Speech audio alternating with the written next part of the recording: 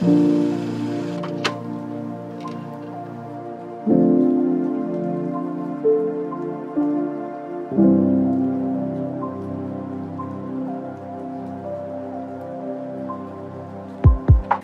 la copinade, j'espère que vous allez bien. Aujourd'hui, opération toute bête mais indispensable chaque année, la vidange sur Suzy. Suzy, la Swift de ma femme, elle en a bien besoin.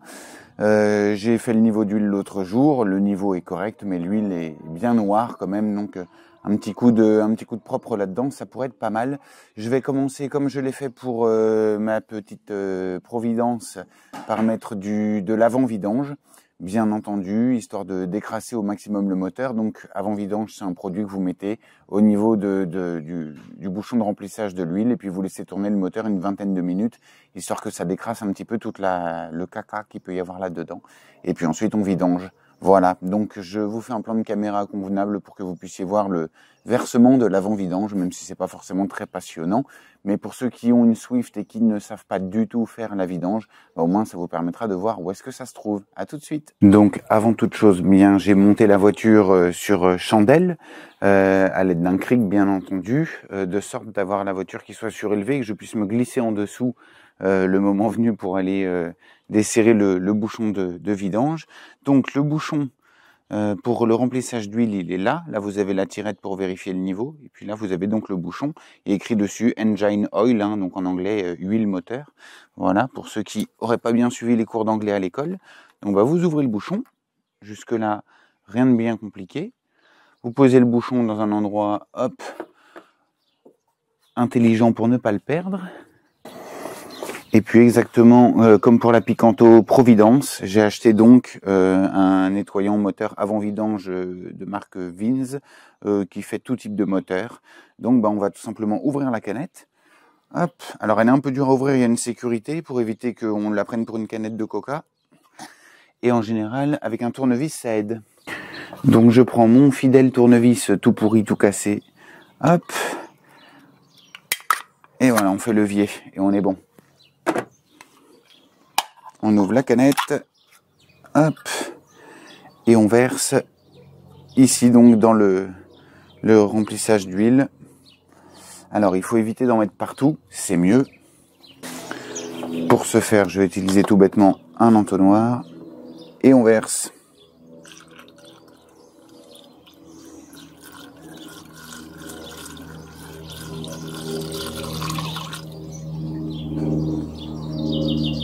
Voilà.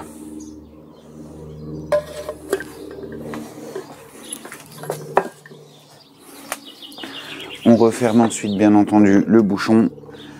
Hop.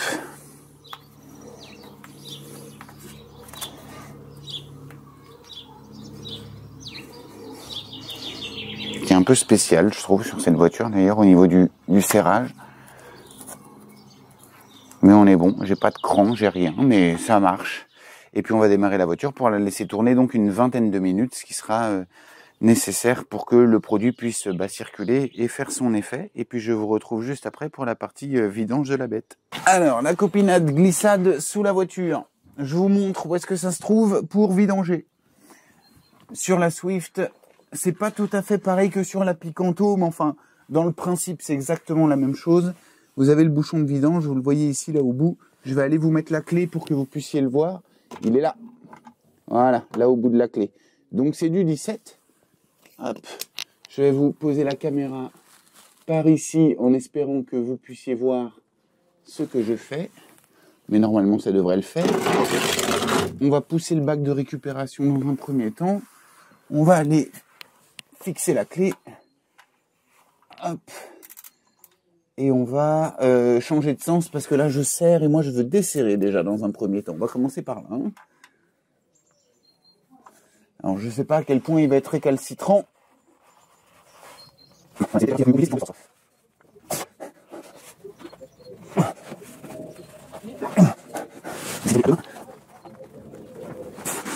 Et il veut pas, hein. Vilain.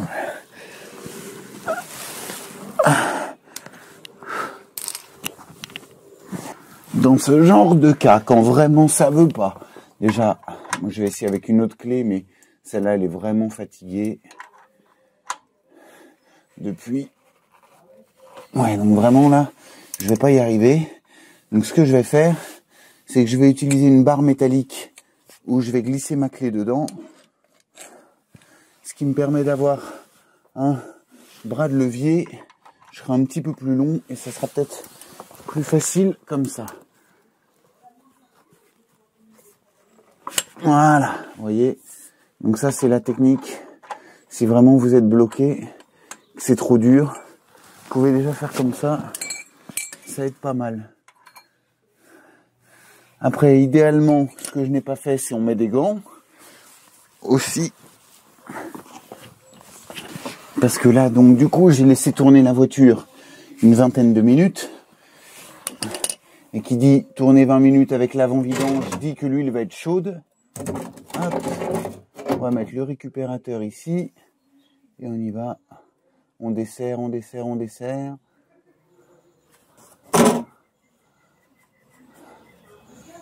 Et au bout d'un moment,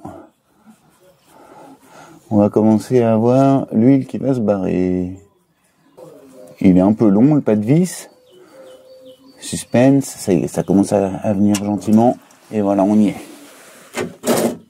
Sauf que ça a coulé la moitié à côté. Bon, et ben on nettoiera bien, et puis voilà. On mettra un bon coup de chiffon derrière.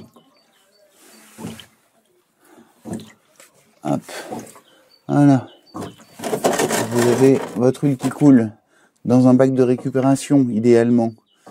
On a ici, je sais pas si vous le verrez sur le plan, je vais vous bouger un peu la caméra. Hop.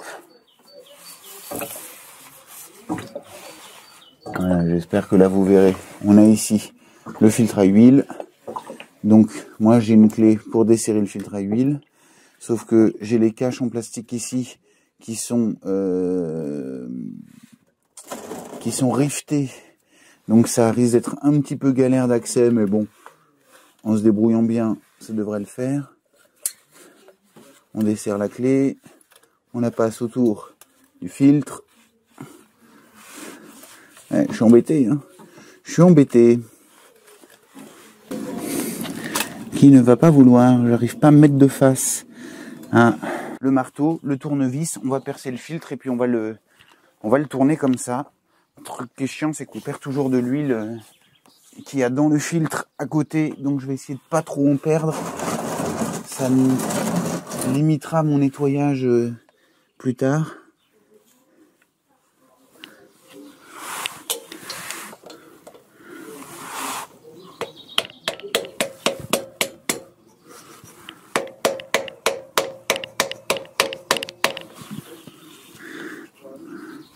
En plus, comme ce tournevis-là est pourri, mais enfin bon, je préfère l'utiliser assez fin plutôt que d'en utiliser un beau.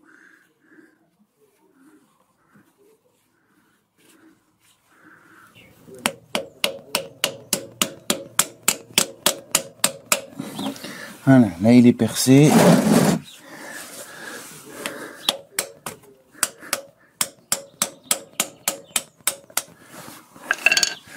C'est pas dramatique comme technique, hein. Parce que de toute façon on va le changer. Voilà, je peux l'éventrer un peu plus, déjà il va se vider, ce qui est pas plus mal.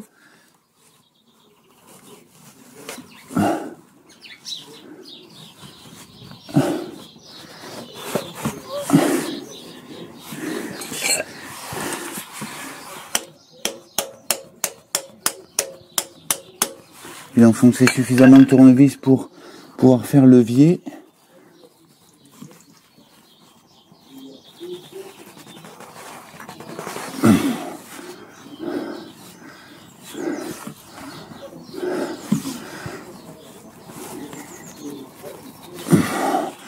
Il commence à se desserrer gentiment. Voilà, là il veut bien se desserrer là. Voilà, c'est bon, on l'a.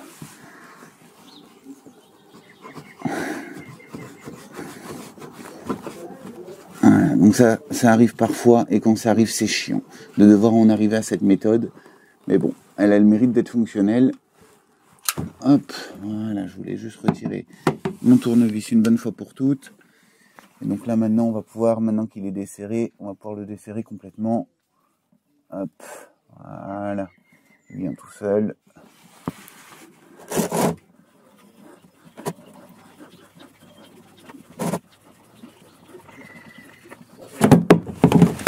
Et merde. Hop, bon, de toute façon il était quasiment vide, donc ça va, ça s'est bien passé la fin. Impec. On va regarder aussi, en profiter d'être là, le bouchon de vidange. On a un joint en cuivre dessus, donc on peut remettre ça tel quel, nickel. Hop, donc on va resserrer ici, remettre le bouchon qui a permis la vidange.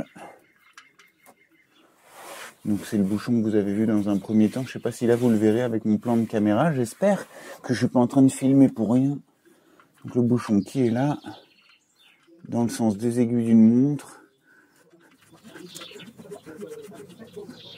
Voilà.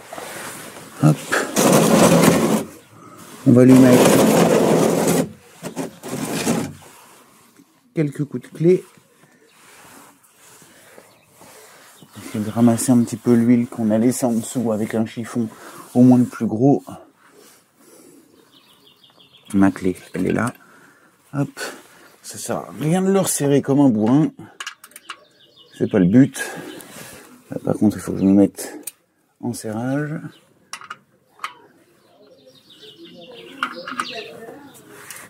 Voilà.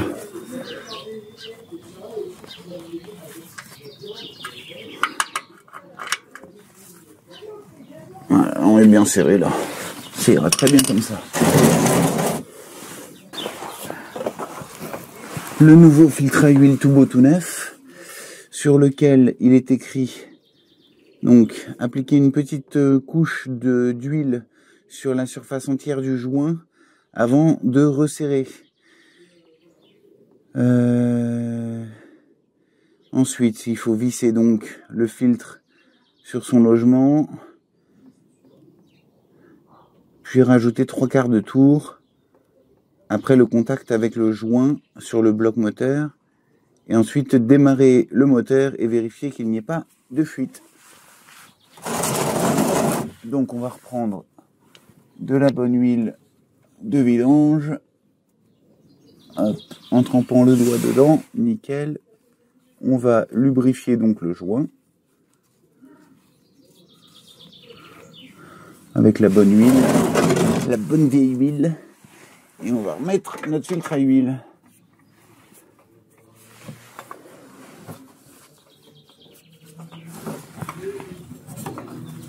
Donc on l'installe, on serre, et au contact du joint, rajouter 3/4 de tour. Là, j'ai mon contact du joint, que on le sent de toute façon quand il arrive, et on rajoute donc 3/4 de tour.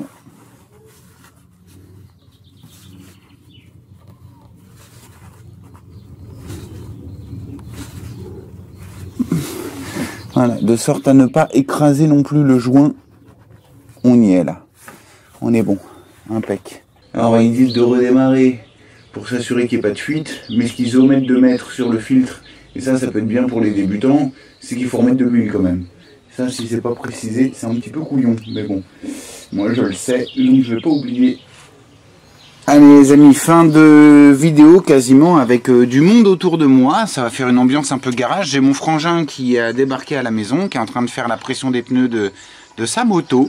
Ça pourrait être l'occasion d'une petite vidéo un jour. Et ma femme en train de vapoter tranquillement, mais elle a préparé le repas, donc on ne peut pas tout faire.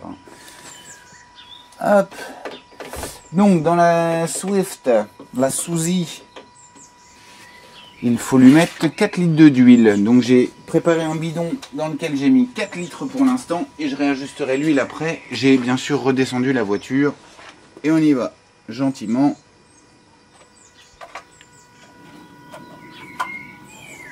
Alors, cette pression de pneus? Elle est bonne. Elle est bonne. Elle est bonne, la pression des pneus. Je l'ai fait il n'y a pas de... Alors, combien il me reste dans mon bidon, là? On va le poser à plat pour bien voir. Il me reste un peu moins d'1 litre. Allez, on va remplir encore un petit chouille. Il reste un demi-litre à mettre, mais je n'aime pas tout mettre d'un coup. On va attendre un peu, les cellules redescendent, vérifier le niveau et on réajustera si nécessaire. Bon, et bien voilà, ma chère copinade, ça sert à rien que je vous tienne la jambe encore plus longtemps. Après tout, il y aura juste à utiliser la petite tirette ici pour vérifier le niveau d'huile et s'assurer qu'on soit entre le mini et le maxi. Si j'ai besoin d'en remettre, j'en remettrai. Je vous invite bien sûr à surveiller régulièrement votre niveau d'huile dans votre voiture. Qui plus est, si vous faites votre vidange vous-même. Je vous invite également à mettre un petit j'aime pas si vous n'avez pas aimé cette vidéo parce que vous avez le droit, mais surtout à mettre un j'aime si vous avez aimé la vidéo parce que là aussi vous avez le droit. À vous abonner si ce n'est pas déjà fait et si vous regardez régulièrement les vidéos. Je me répète une fois encore, si vous ne regardez pas régulièrement les vidéos, que vous en regardez une tous les 6 mois, ça ne sert à rien de vous abonner. Ça ne m'intéresse pas, je veux le meilleur ratio entre le nombre d'abonnés et le nombre de vues.